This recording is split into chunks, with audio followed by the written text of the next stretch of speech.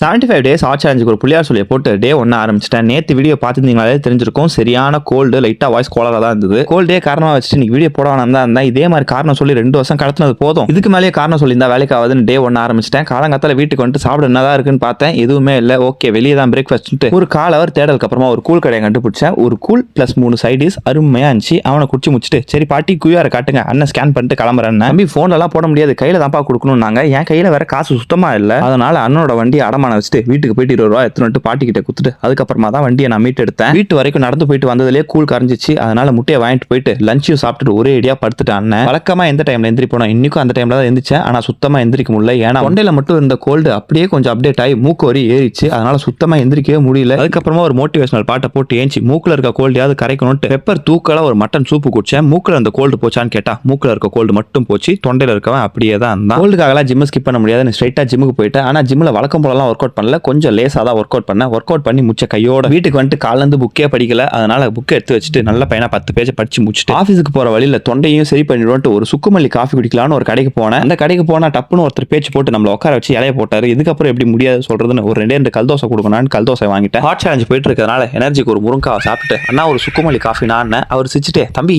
சுக்குமல்லி காஃபிலாம் எப்பயோ முடிச்சு பண்ணாரு. எனக்கு மனசே கேட்கல. அப்படியே நாள் ஒன்னா வெற்றிகரமா இழுத்து மூட்டிட்ட நண்பர்களே. நாளைக்கு பார்க்கலாம்.